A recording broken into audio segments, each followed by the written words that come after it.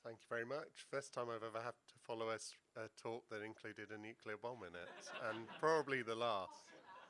Yeah, so how do you follow that? Anyway, so I'm going to take us from very pretty pictures and lots of engagement into maybe the depths of a bit more about how we embed recreational fishing in stock assessment, which is what I do a lot of. So I'm going to talk very much about the European situation, where we have a real lack of inclusion of recreational fisheries in stock assessment. And the reason for that are multiple. They focus around having the kind of the push to get the stuff into it. So the roadmap, thinking about how we include stuff because people catch a lot of different species in terms of the priorities. A framework, stock assessors are quite resistant to stuff coming into their system, so we have to work out how we get it in there. And then there's the ever-ending kind of issues around the data and the modelling approach. But we know that in Europe that recreational fisheries have significant impact on a number of key species. So if we don't include them, then that does have the potential to impact on the sustainability of the management that we're aiming for. So before you start with data, you need to do a lot of different things, and you need to do a lot of stuff around actually trying to get the stuff into people's brains, into the minds of people that are doing the stock assessment, because the stock assessment community are quite traditional. They've been working for a lot of time with the data that they're used to, and they don't really know how to deal with recreational fisheries. I mean, many of the comments I've had is that your data doesn't fit our model, therefore we're going to exclude it. And my point would be, if my data doesn't fit your model, then your model's wrong, not that you should exclude the data because you don't like it. So I've been working very hard with ICES, which is the International Council for Exploration of the Sea, to get a roadmap in place to forward how we include recreational fisheries, to prioritise the stocks that we've got, and to deal with the framework for getting them into stock assessment. And there are talks on these individual things, so if you're interested on them, I'm not going to talk about them now, but there are other talks on them. So if we start to think about data and how we actually get our stuff into stock assessment, what do we actually need? So we basically need lots and lots of different types of data, and generally we don't have those data. So we need catch and release information, so both what's caught and what's released, the length frequencies of those things, so how big are the fish that we're catching and how many of those sizes do we catch. We need information on post-release mortality, which is generally quite sparse, and we need to think about how we reconstruct things. To give you an example, when we started talking about Northern Shelf cod, someone came to me and said, can you just give me a time series of all of the catch and releases since 1963? And I said, I don't think so. So what we have is we have data, maybe 10 years of time series, but we need to think about what's happening, what's happened before all of that and how we deal with that. And we also need to think about the impact of management, because quite often there's been management that's changed through time, and that's affected the way that we catch stuff. And not just that, we've got to think about management into the future as well, because as we forecast, we need to start to think about how our management affects the catches that we've got. And they're not simple linear things that we're talking about here, because not everyone takes all the fish that they're entitled to. And we don't just need those sources of information, we need them at appropriate spatial and temporal scales, but also with errors associated with them, so that we can deal with the sensitivity. So, what do we have to do? So these are the types of challenges that we have. So if we look at sea bass here, we can see that we've got national data from 7 different countries, but we don't have data throughout the period. We've got different surveys. We've got different things which are being measured in different surveys. So the first challenge that you've got is how the hell do you bring all of that stuff together to get to a consistent time series? So how do we do that? So we try and synthesize the data. And we've got to make a lot of assumptions. And when you do modelling, you get very comfortable with making assumptions.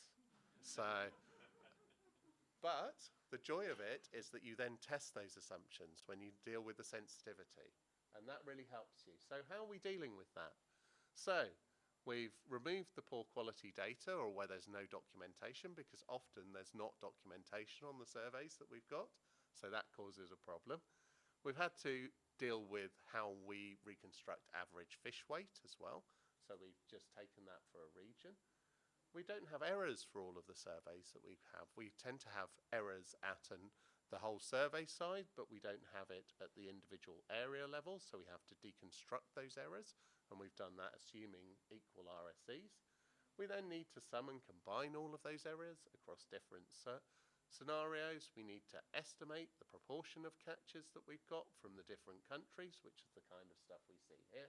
And then we've got to fill in the missing data to get to a time series. And all of that takes us to about a 10-year time series for sea bass. So it's quite difficult to do all of that, and you have to make lots of assumptions, as I said. So the next thing you have to deal with is post-release mortality. And in some cases, we've got some lovely studies out there. So for like sea bass and for pollock, we've got some great studies out there that give us a number. How representative that number is of the fishery is always a challenge, but in this sense we can generally get something, because it's very important that we take into account the mortality of released fish. I know in Australia, for example, you focus very much on the harvest component, but for us we have very high release rates, and so those mortalities from release rates, even if they're quite low, can have a big impact, particularly for things like sea bass. And a shameless plug for another talk that's going on, where Matt Farthing and Alex Winkler have been working on trying to develop some synthesis of post-release mortality across the world, and trying to think about how we can utilise that to almost guesstimate what we should be using in post-release mortality. Because for most of the stocks we're talking about, we don't have the information that we need. So the next thing you have to do is work on historical reconstruction. So what happened before you have time series, before you had information? So you can see here, for pollock, we have this data here, and then we have to think about what we did back in time, back to about the mid-80s. So what we've got here is we said, okay, well, let's have some kind of average. And then we know that Deca came in at this point, which basically pollock are targeted on wrecks. So, you know, line of sight stuff is really difficult to do. So you're not exactly on the wrecks. But when you've got Deca, it really affects your catch rates, because you can sit right over the wrecks. So we used fisher information in that to actually say something about what we thought the catches were over time. So we could say that the efficiency and the effectiveness goes back over time. And you can make multiple different assumptions. So you can say that your recreational fishing is proportional to your stock size, or to your fishing mortality, or that we've got some kind of historical reconstruction. And you come up with a number of scenarios. So what you then do is you then test the sensitivity of those different scenarios. So for example, for pollock, we took all of this information and we ran the same models with the different information. And we got pretty much the same output from those models. Because when you're doing stock assessment, you've got lots and lots of data that you're using for it. And that actually, you know, and those are all fit together. So testing the sensitivity showed that it didn't really matter what we did in terms of the actual scenarios. So that's really important to do. The next thing that you have to do is really deal with catch advice. So you've then got to say what happens into the future. So I know what's happened in the past, and we've got the stock assessment, but then we have to forecast. We have to forecast what's happening in the year that we don't have data, what we call the intermediate year, and then what we need to actually move into advice. So, and we have to do that for commercial and recreational fisheries. And that's quite challenging as well, but we tend to just assume that we've got common management measures and we just split the catches between the two. So that's all I'm going to say really about how we include stuff in stock assessment. So the summary of what I've talked about is that there's a lack of inclusion of MRF in stock assessment, particularly in Europe. There are challenges around how we create environments and the lack of data.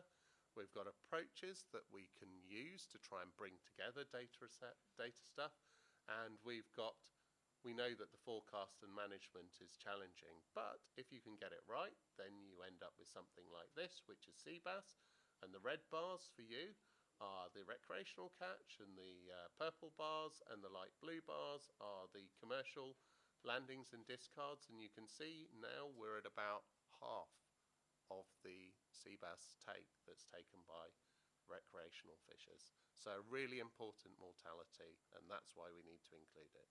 So thank you for listening.